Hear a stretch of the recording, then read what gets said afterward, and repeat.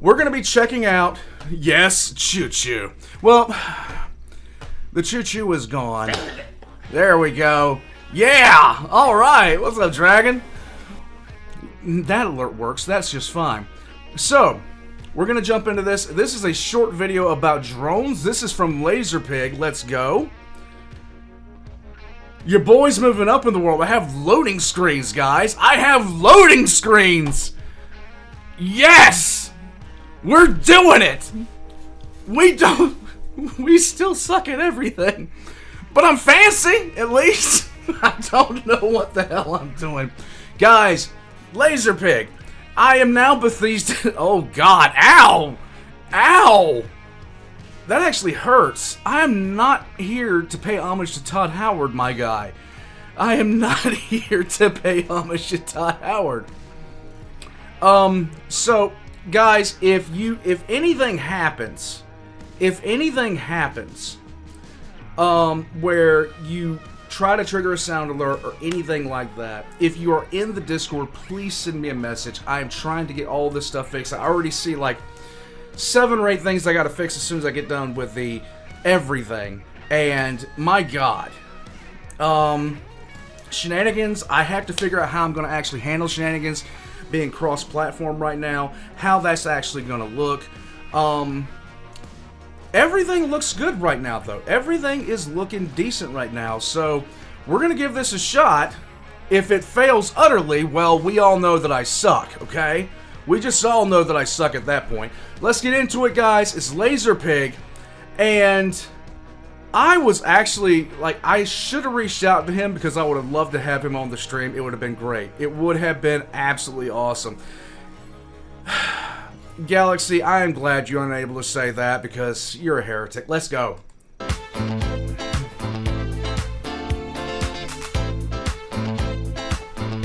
Hello, I'm Lazerpig. Hi! Recently, my inbox has been inundated with links to this article. Britain's Challenger 3 might already be outdated. This is brought to us by Military Watch magazine, an opinion... I already feel completely and totally, like, enthralled. Let's go. With questionable origins masquerading as a news source that once proudly stated that Ukraine had lost 27 of its donated M1A1 Abrams tanks at the Battle of Avdiivka and surrounding areas back in 2023, based entirely on Russian propaganda numbers. It is now almost 2026, and the number of lost M1 Abrams tanks confirmed at the time of recording stands at 22.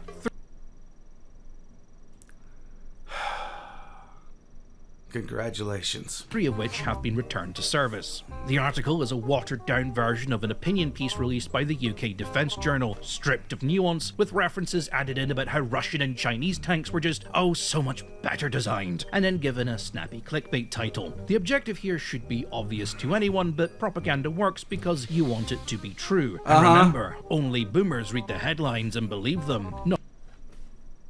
I feel personally attacked, but yet somehow validated. Not you, because obviously you're a smart boy and you read the article, didn't you? No. Today I want to address the original article in the UK Defence Journal, which, though posted by its chief founder and editor, George Allison, is actually the work of one Lieutenant Colonel Stuart Crawford. Why do these people have such interesting hair?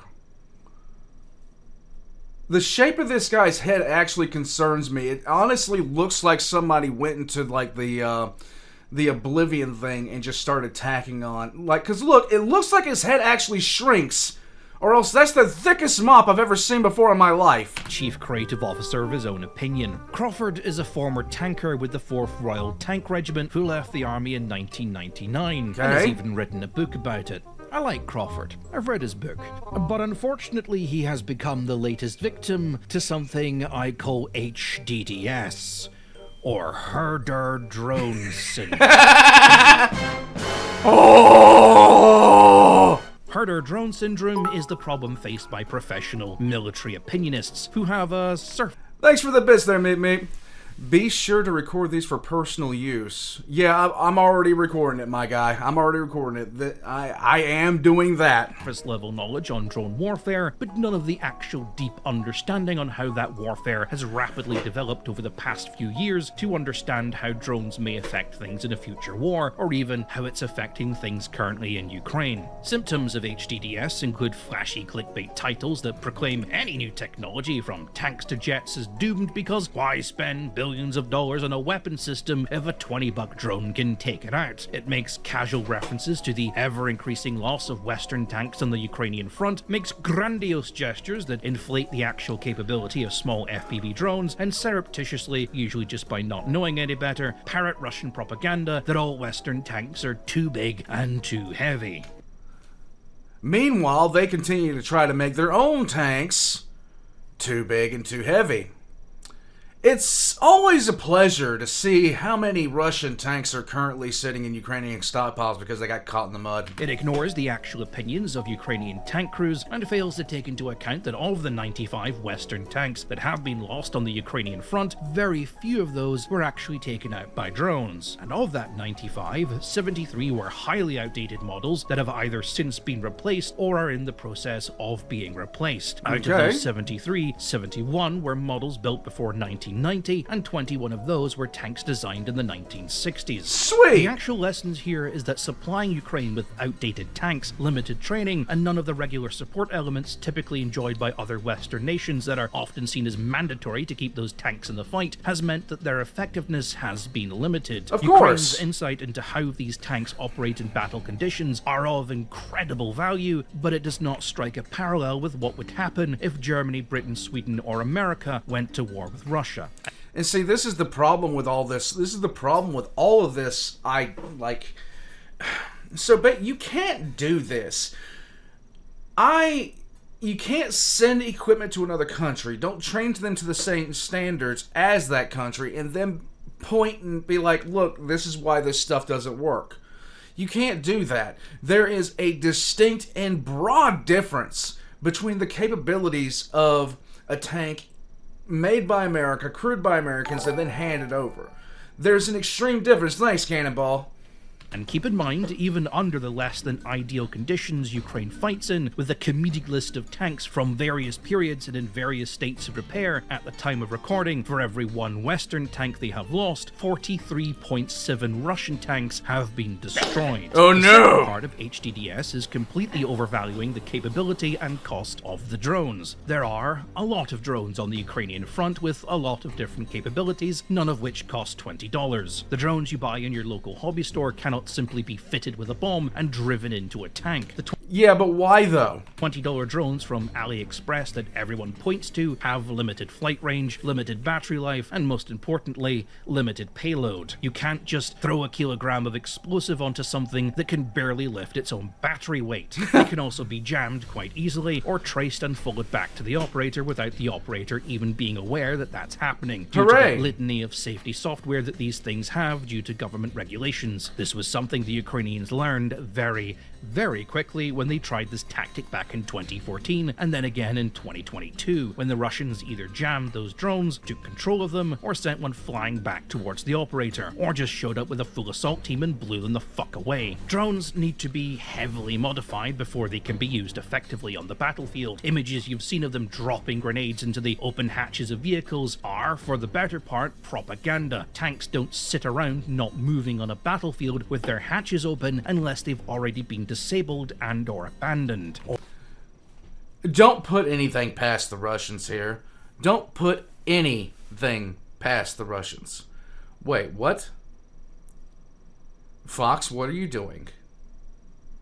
What are you doing? Or are not expecting to be in combat. The simplest of drones currently on the Ukrainian front cost in excess of $400 to make each, and that is with volunteers, 3D printers, and importing the cheapest made parts from Temu. And these factories don't run at a profit. They absorb the full cost through donations, not selling the drones to the military. Things you can get away with in the kind of war Ukraine is fighting, but not something that can be easily replicated in a World War III situation. China might have some opinions if we start trying to buy drone parts from them if we went to war with, say for example, China. An entire industry would therefore need to be replicated, with drone factories producing their own parts, and that comes at significant cost. In the UK, a vast number of drone factories were set up in the hopes of cashing in on the drone military craze, and most of them have failed to expand beyond a single office, 3D printers, small teams of eager 20-somethings, and a dream, simply because, well... Okay, if I'm going into a place and somebody rolls it to me on a segue trying to have a serious conversation, I can't have a serious conversation with them. Firstly, the actual cost of setting up mass production is far greater than first anticipated, especially when one realizes that it's not just drone parts they need, but camera equipment, night vision, thermals, long-range battery packs, and radio equipment capable of resisting interference, triangulation, and interception, most of which is beyond the capability of these companies. Potentially, you could knock the price of production down quite significantly if you got all that set up and you ignore the cost of paying people who have to put it all together, who are not going to work for free. Trust me, it's very tedious and monotonous work. And then the realization that in fact you're a company and at some point you're going to have to make a profit. All of this is how a $400 drone becomes a $10,000 drone. And that is an absolute pain. That is a monstrous pain. And then those $400 drones carry about enough munitions to kill a person or knock out light vehicles or generally unarmored targets. They did this to one of the trucks I was raising money for last year. That truck was fucked, but everyone inside walked away with their lives. Good! Tanks are traditionally quite a bit more armored than a truck and generally tend to survive hits a little bit better. I mentioned Ukrainian tank crews earlier. In some of these interviews, they have talked about how tanks generally survive multiple hits from drones because the Russians don't always have access to the heavier munitions required to take them out. Those are considerably more expensive, harder to produce, and considerably more rare, allowing those tanks to race into drone hotspots, take out their target, and withdraw before those munitions arrive. A good example of one of those munitions is the famous Russian lancet. In a full-time war economy, one of these costs around $20,000 to manufacture, or to put that in perspective, the cost of 5 artillery shells. This is of course assuming Russia is telling the truth when it gives the... They're not! Let's just cut through the BS. They're not, okay? It's just not occurring at all. Oh, it is seriously not. What happened? Hold on a second.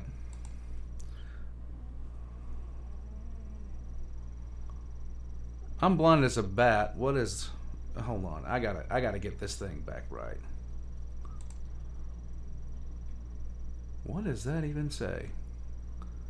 I have not the slightest idea. These numbers up and aren't just calculating the cost of materials and not including labor, setup, or the cost of the launcher. The thing about the Lancet is it's a drone in name only. It's technically a loitering munition which have been around for quite some time. Every country has been developing them for the past 10 years and some of those were given to Ukraine. China has even produced a tank which fires them, much to the delight of this article's author. This is not unusual. Future developments of both the Leopard and the Challenger series will have loitering munition capability, and it was a prime feature of the KF-51 Panther. The Switchblade, currently in use by both the US and the Ukrainian army, costs around $60,000 per unit, with the more dedicated anti-tank version costing somewhere in the region of $100,000 per unit. Hi, mid-production. I'm startled. Hello, Warpugs. Post-recording old man here. About this... Hey, you! Don't do that.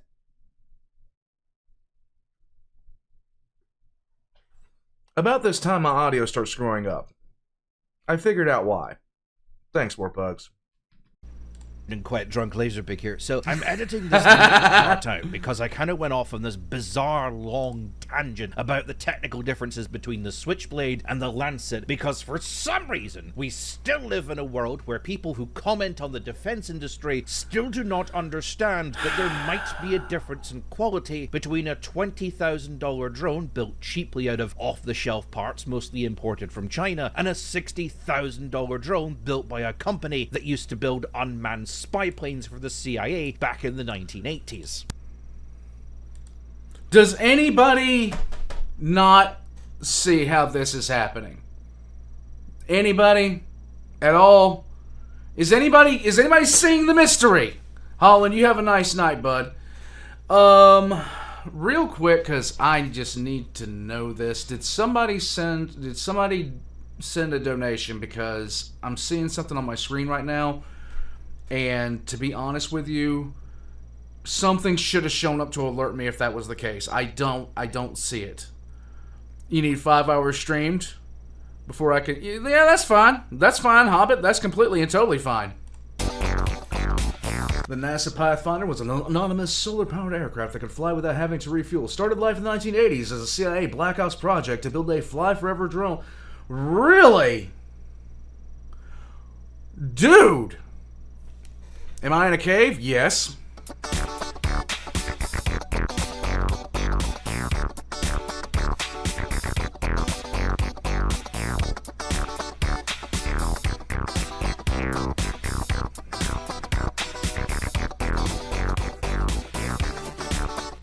But then I need to remember that's the logic of people who know throwing a grenade at a tank won't work, but think if you attach that grenade to a drone, it magically becomes an anti-tank missile. And my...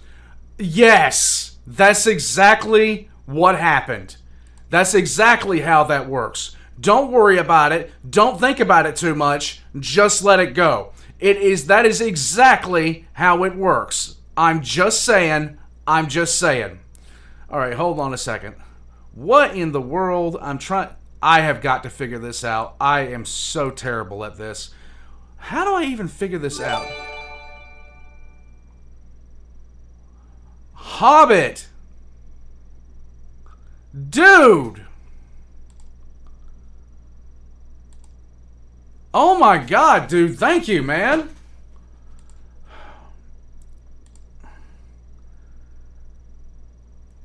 Did I get this? I did. Dude, I'm much appreciated, dude. Oh my god.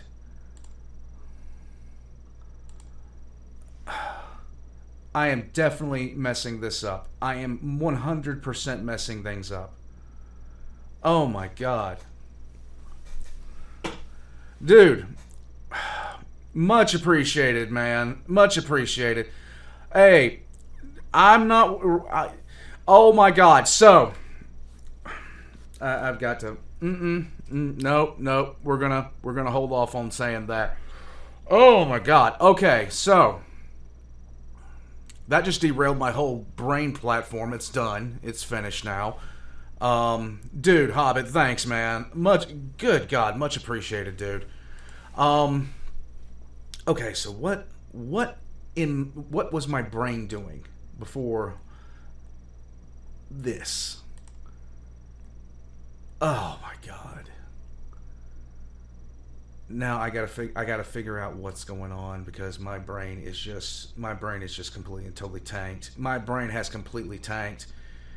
It is what it is. I'll have to check some stuff and figure out what went on.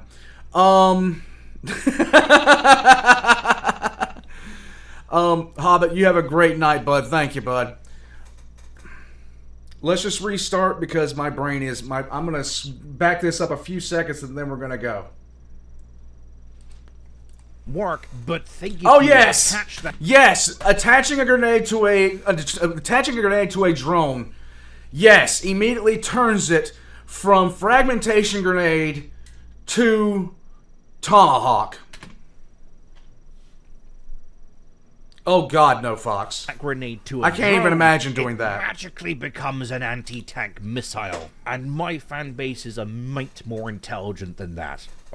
No, I'm not. I really, really am not. At least I like to think so. So, technical specifications, what the Switchblade can do over the Lancet in terms of self-scouting, camera quality, stealthiness, general precision versus moving targets, is irrelevant in the current context of trying to prove that cheap drones have made tanks obsolete, which is presumably what this video was at one point about when I was sat down to write it, and is now, well, it's this. What do you need to know is the Switchblade can be carried by one soldier in a backpack, thrown on the ground and then fired like a mortar within seconds. It's got infrared as standard, it can do a whole bunch of really clever things like guide other Switchblades onto targets or coordinate with other drones and have multiple Switchblades hit multiple different targets simultaneously, to lower the chances of your enemy going, "Oh no, a drone!" and then doing something really wild like taking cover. The Lancet does none of that. It's basically just a TV missile on a catapult.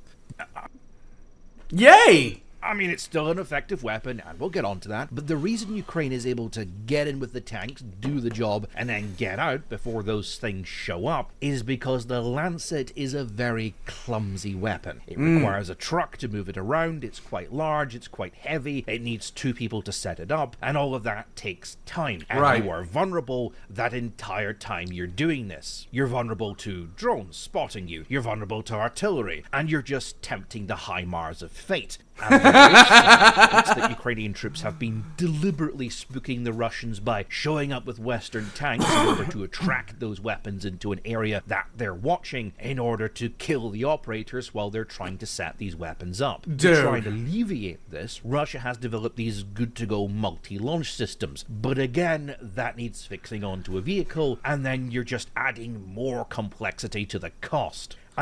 And considering how Russia normally does things, they're going to try to weld it to the chassis of an armor. They're going to try to weld it to something way too heavy that uses way too much gas.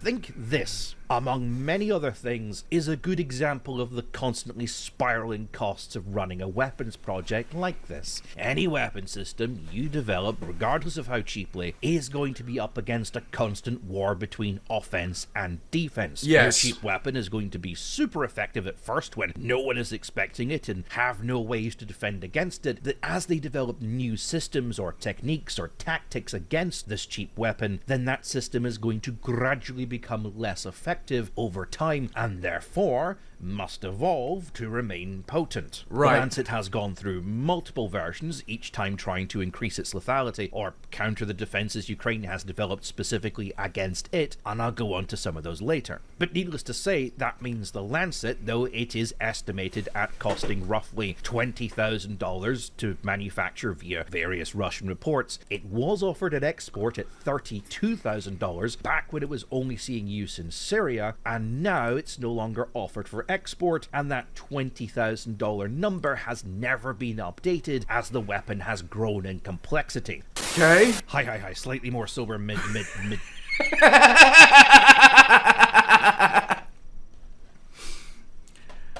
So we are now at the edit. To the edit. I'm loving this. Let's go. Yes, the cooked eyes. Cannon, one thing you need to understand is when you're editing a video like this, sometimes you're at it for days. And your eyes really do look like this. Production Lazerpig here. A slight correction on the cost. I'm going to keep referring to the Lancet as a $20,000 drone because to change that I'd have to re-record the entire video. And that would suck. A short, quick video, and I'm not re-recording the whole fucking thing. But the reality is, we don't know how much it actually costs. Who knows anymore with the Russians? Thank you, Meep. Vampirism is a curse in D&D, so if a Warforged got cursed, would it become a fantasy version of evil? Can you make a campaign where Vampire Warforged leads a Doomguy-esque rampage in a D&D underworld? Dude. Yeah. I have a rabbit. Do not mess with Bun Bun. I'm just saying. The only source for the Lancet's cost is a Reuters article, Thanks, which is quoting what I think is the original export cost of about 3 million rubles, which is $37,000 at the time of recording based on current exchange rates. The only claim for it ever being $20,000 is the Wikipedia article, and that information was added on an account which has now been banned from Wikipedia. As far as I'm aware, it's just never been noticed and corrected. Hooray! Meaning it has more than likely now matched the Switchblade in terms of cost. You see this again with those cheap $400 drones. A year ago they cost $300 each. But every iteration they need to fly faster, carry bigger payloads, be more durable. So this is kind of my whole shtick against the whole cheap drone argument. Arrows will still kill you, and they are much cheaper than bullets. But their effectiveness on the battlefield might be limited by certain other factors. You know what? You can use a longbow. Put a grenade on it. Do the Robin Hood Men Entice thing. You'll be fine. Don't worry about it. Thank you, Meat Meat. I've seen the game Ultra Kill.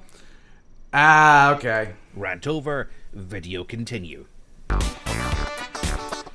Now sure, even at the higher end of that, 100k is a far cry away from the millions it would cost to produce one tank. But the reality is we don't actually know how effective, or indeed ineffective, the Lancet has been against tanks. Statistics for the Lancet come primarily from the website lostarmor.info, a Russian website set up to discredit Oryx, which exclusively documents Ukrainian losses and has been accused of labeling Russian losses as Ukrainian ones. In fairness, this might not be the website owner's fault. They did start documenting Russian losses, but were slapped down by the Russian courts for doing so. And they Of course they were. Of course they were. do try to provide sources for each claim, but if you check for sources on its claim numbers, it simply directs you to an endless unorganized page of comments where random users submit footage gathered from Telegram channels, including Russian propaganda ones. Of course! Unlike Oryx, there is no verification Please tell me they have video game footage in here somewhere. or way to independently verify each claim outside of wading through hundreds of hours of comments, allowing falsehoods to hide among the noise, made even harder by the sheer amount of decoys Ukraine has deployed and the almost impossibility to tell most of those decoys from the real thing through the grainy images we are presented. This is problematic because, well, Russia has been hyping up the prowess of the Lancet to the extreme. In 2023, a Challenger 2 hit a mine and was abandoned and destroyed by its crew after persistent artillery fire forced them to abandon the recovery process. Russia insisted numerous times it was actually a Lancet that hit the tank, and according to the Ukrainians, the Russians fired numerous Lancets at the tank even after it was a burning hulk.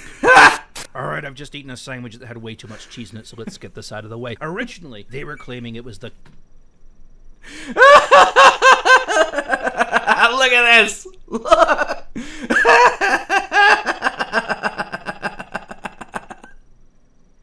Hornet missile that took it out, which is far more believable, until, you know, the Lancet starts to become the propaganda darling, and suddenly it's responsible for everything. There's actually a small rumor. I'm going to address it here. Go for it. This is the second Challenger 2 that gets taken out, which was apparently blown up by a Lancet, and this is what happened to it. But in the same area, a Lancet hits a T-64 and does this.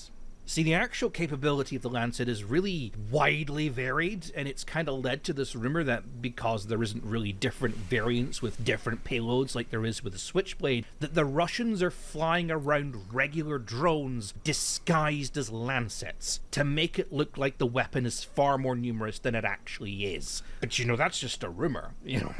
But while there's a picture of the Challenger on the screen, because nothing upsets the Vatniks more than pictures of British tanks, I've got no idea why. Let me put a random one on the screen. Boom, there we go. At the time of recording, 2 Challenger 2s have been lost. But Wikipedia claims, according to the Tanks of Ukraine Army page, that 4 have been lost. Now, normally, I wouldn't bring this up, but a lot of people keep messaging me to say, aha! 4 Challengers have been lost! Ha! You fool! What do you think of that, pig? This is the voice that I use for all the haters that message me on this. That's what you sound like in my head, except more whiny. I just can't be bothered doing the voice right now. I'm full of cheese. Anyway, this is the only source that I can find for that number. So, could you all just go ahead and just check the sources for that number, please? Just go ahead and look at them. Because 2 of them are the same footage reported on different webslop websites. Sweet. And the third isn't even a picture of a Challenger 2. You do know I actually check this shit, right? I don't just believe you when you say this shit. But hey ho, apparently I'm the one that doesn't check their sources. I could just edit this myself and correct it, but Wikipedia editors get really uppity whenever a YouTuber wanders in, so I find it's easier just to whine about it in a video, because they'll fix it. They always Why not? Anyway, back to what I was saying. The footage of the supposed Lancet attack that took it out has never been publicly released. This makes judging the actual effectiveness of the lancet quite difficult and prone to very dramatic arguments. The likelihood is the lancet is probably a fairly effective weapon, but likely not for the reason you think. Meep, I'm a fan of those melee weapons, I'm telling you right now. When it comes to precision munitions, Russian troops have very few options readily available, and as a result, the lancet has been used in a variety of roles to fill the gaps, taking the place of artillery and counter-battery, as well as more traditional support elements, as combat losses sustained in Ukraine have severely diminished the Russian army's ability to rely on its support elements, in particular artillery and aircraft. In the later stages of 2022, in response to Ukraine's increased counter-battery effectiveness, the Russians began pulling hordes of towed artillery out of storage, some of which dated as far back as the Second World War. Yet, with the limited ability to retain these units in service due to excessive barrel wear, or move them around after they had been fired through the loss of transport vehicles, Russia's artillery dominance has finally begun to wane, and as a result, systems like the Lancet have been forced into this role. The irony here being that a $20,000 drone system is now doing the work of an artillery shell, which the Russians once bragged they could make for under $1,500. At no. Did anybody else remember, like, anybody else remember how everybody was flipping shit over the fact that Russia was going to be able to outproduce everybody and all this other kind of stuff, but at the same time, Russia's buying artillery shells from fucking North Korea?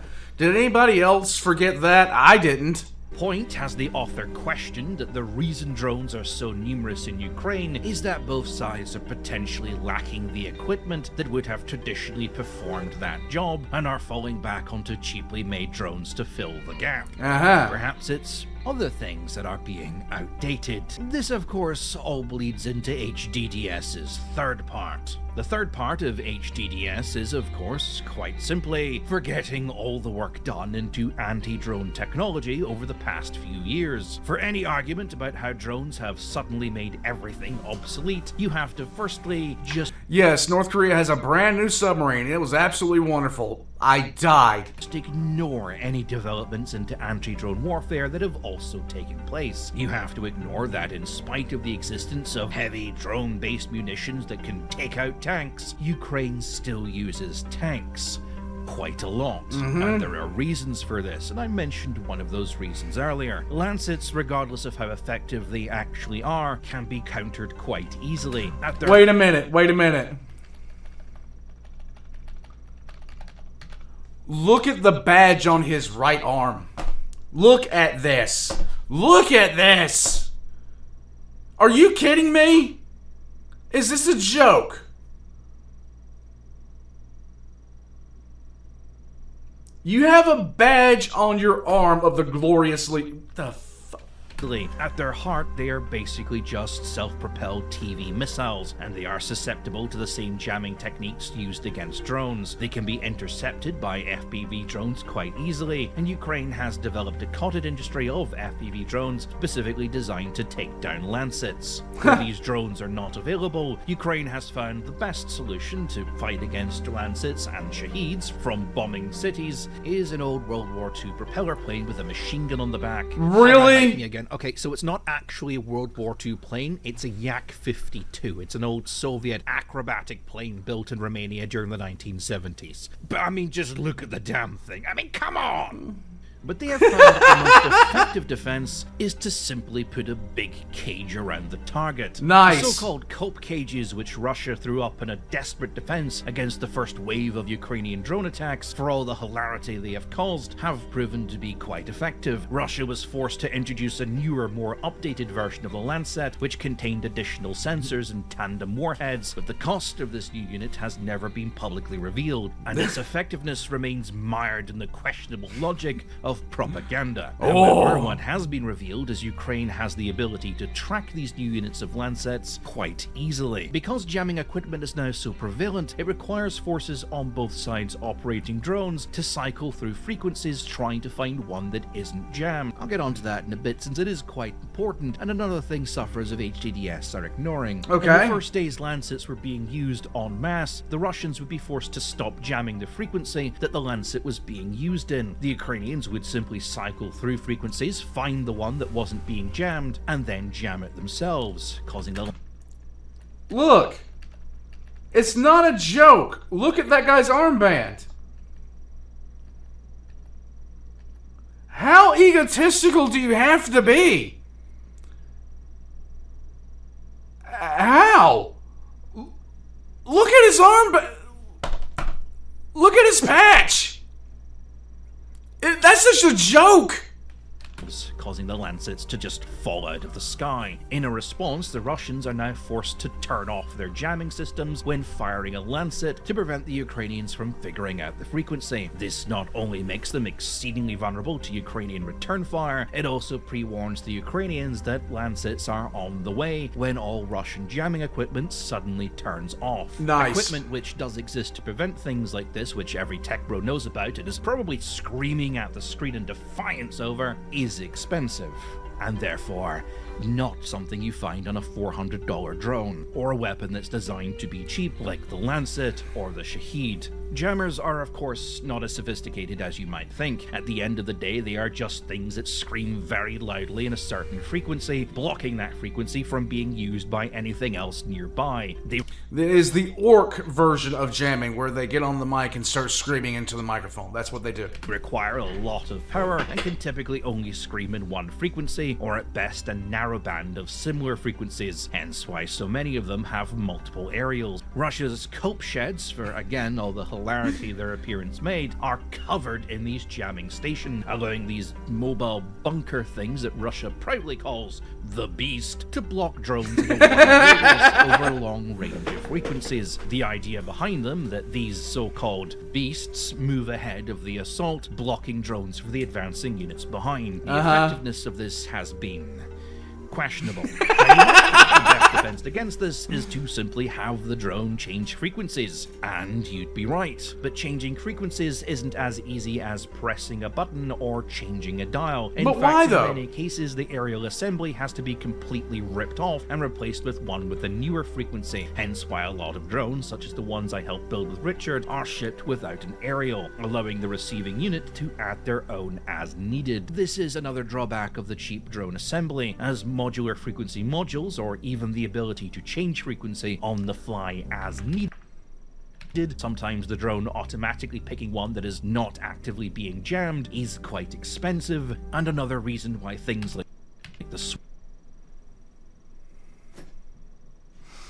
Switchblade are more expensive than the Lancet. But that's the old idiom. You get what you pay for. Yep. Putting soldiers' lives at risk with cheaper equipment that might not always work is the lesson the US military has learned the hard way. Yes. Ask any US veteran and they will happily bitch to you about any number of equipment problems based entirely on that topic, often for several hours, without Easily ever stopping for breath. It's quite impressive. The real counter to the jamming problem for both sides has been to simply not use frequencies at all. Large spools of fiber optic cabling is now attached to drones, which makes them immune to jamming systems, or the operator being so easily triangulated, with the added benefit that the latency is always perfect, allowing the operator to see in high definition without having to risk a higher latency connection. These drones have caused all kinds of hell for both sides, to the point where parts of the front lines are littered in webs of fiber optic. So far, Ukraine's best defense against them has been barbed wire, sometimes attached to a motor, which causes it to spin, entangling the fiber optic cabling of those drones passing overhead and causing it to snap. There we go. The best defense against those drones simply remains a big Cannonball, don't ever mention that damn department again. My God, don't ever mention that department again. The Bureau of Munitions gave me an aneurysm.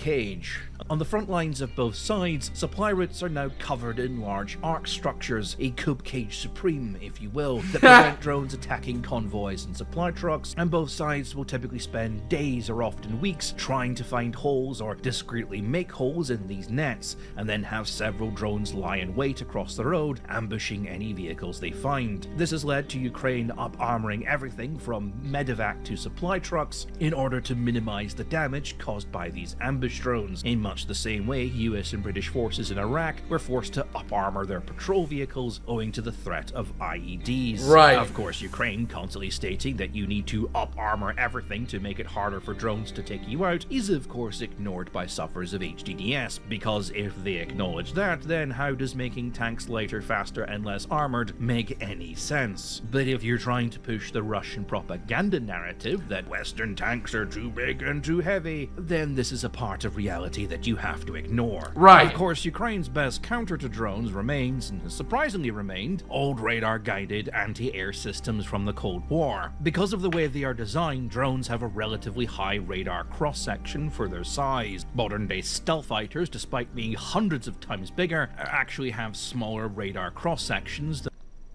That is so unbelievably disturbing at how good we've gotten at making these things small. Very small.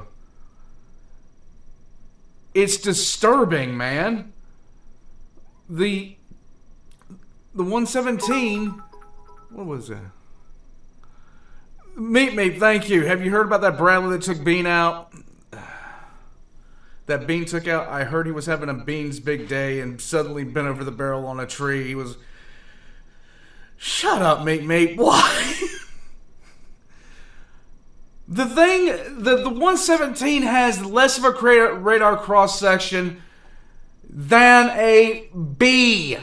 Screw it all! Than modern-day drones, meaning they can be easily picked up by radar systems. Thank you, Mobile mate. anti-air systems like the Gepard have proven exceedingly effective at taking them down, meaning to avoid systems like this, drones have to fly low to the ground, which makes finding targets considerably harder. And True. when you're operating wild weasel attacks with drones, you have limited battery life to play with, and by the time you've gotten to a target area, you're more than likely to just take the first target of opportunity you see, as opposed to try and hunt for the bigger fish and risk your battery going flat, which means the guy standing out in the open gets the $400 drone to the face, but the tank camouflaged in the forest next to him gets a free pass. Yay! This is of course just on the Ukrainian front, where funds are limited and results are needed immediately. In countries not affected by this war, which includes every country in the world outside of Russia and Ukraine, funding and time for testing is in ample supply. Electronic warfare systems have proven quite effective against things like drone swarms, but EW systems are expensive and hard to explain, so let's skip all that and talk about lasers. Let's go! There are people who Lasers. propose shooting drones out of the sky with a laser or with a missile. That's not really a good way to take out, let's say, 100 drones that are attacking you from all different directions. I sense your bullshit. Every country in the world now seems to be building lasers, and it's easy to see why. Lasers have been a thing for generations, but up until now, we've just never really had a use for them that wasn't more practical than the thing we were already doing. Now we do. For mere pennies a shot, a laser can hit a drone with, well, laser accuracy and take it down. These systems are not as expensive to build as you might think and cost pennies per shot. Rumors are that some of these systems have seen testing in Ukraine, where these systems fit into our current True, Fox, a punt gun will work. doctrine is still being written, and where these things are now technologically will be considerably different in a few years' time. Ultimately, these weapons will need mounting onto something, and why can't that something be a tank? Laser tanks are finally Yes! here. The ultimate irony here is that a 2-penny laser is shooting down a $20,000 drone, which is doing the job of a $1,500 artillery shell, and this is being described by people who write for prestigious military news blogs as a cost-saving initiative because herder drone. Yay! This gets picked up by WebSlop and then posted to the website, subreddit, or Discord that you get your news from as a gotcha moment by people who have only read the title. But the nuance behind the emerging front of drone warfare might be a little bit more complicated than these idiots like to proclaim, but as Mate. Yeah, I try, bud. history has shown, Thank you, every mate. technological advancement ever made, from handheld launchers to aircraft to missiles to smart bombs, has all been heralded by these same idiots as the death of the tank. Tanks, of course, are still here and have simply adapted to change as needed. And as has become my catchphrase, it is not the biggest army that wins, it is the one that is the most adaptable to change. Very true. My name's Lazerpig. Get the fuck out of my house. Slacker, I was seeing everything over there. Oh. Okay, so let me just go into this for a second here. Oh, there's not much infrastructure. No. But every few decades, something new gets put forward. Something new happens, okay? And what winds up going down is, let me just do this. There we go. What winds up going down, let me see. My voice is kind of echoing. Let me see here. Let me just check something. Ah, okay, hold on. There. That should fix it. There we go. I had something else that was broadcasting on there, but that's okay. Got that taken care of.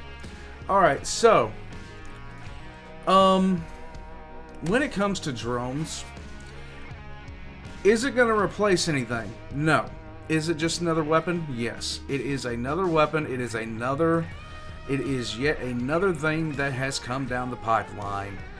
And the only time that you're going to see something like tanks get replaced is if something better than a tank that fulfills the same kind of purpose comes along. That's really what it boils down to. That is really what's going to happen at the end of the day. It's not so much that we're going to be seeing a changeover in terms of, tanks are going to go away because, of drones. It's going to be more of a thing where defensive systems are adapted. They're implemented. Drone systems get more technical, and it's going to be a vicious cycle. And we're already seeing that in real time. Especially what he was talking about with it in terms of lasers. When the drones first came out, everybody was like huffing balls, and essentially it was annoying to listen to at some points because people were sitting there saying the tank is over, the tank is over, the tank is over. If the tank was over, it would have been over during the era of the bazooka, where you could take an infantry weapon and blast a tank with it. Tanks are still here. Tanks are not going anywhere, okay? Yes, drones are effective in combat.